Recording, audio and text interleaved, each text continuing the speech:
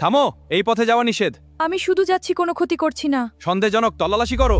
দয়া করো, আমার কাছে কিছু নেই। দেখাও লুকানো কি আছে। এটা আমার বাধ্যতা। সাহাবীরা দ্রুত মদিনায় ফিরে এলেন। গোপন পত্রটি রাসূলুল্লাহ সাল্লাল্লাহু আলাইহি ওয়াসাল্লামের হাতে তুলে দেওয়া হলো। চারদিকে নেমে এলো গভীর নীরবতা। আল্লাহু আকবার। ওমর রাদিয়াল্লাহু বললেন, ইয়া রাসূলুল্লাহ, অনুমতি দিন আমি তার গর্দান উড়িয়ে দিই। পুরো পরিবেশ ভারী হয়ে উঠল।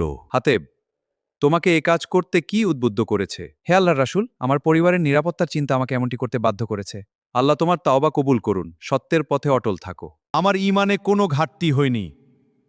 আমি শুধু চেয়েছিলাম মক্কার লোকেরা যেন আমার পরিবারকে ক্ষতি না করে। রাসূলুল্লাহ সাল্লাল্লাহু আলাইহি ওয়াসাল্লাম বললেন, সে সত্য বলেছে, তার ব্যাপারে ভালো ছাড়া মন্দ বলো না। রাসূলুল্লাহ সাল্লাল্লাহু আলাইহি ওয়াসাল্লাম বললেন, সে কি বদর যোদ্ধাদের একজন নয়? এই কথা শুনে পরিবেশ বদলে গেল। আল্লাহ তার রাসূলই সর্বাধিক সত্য জানেন। এই ঘটনার পর সূরা মুমতাহিনার আয়াত অবতীর্ণ হল।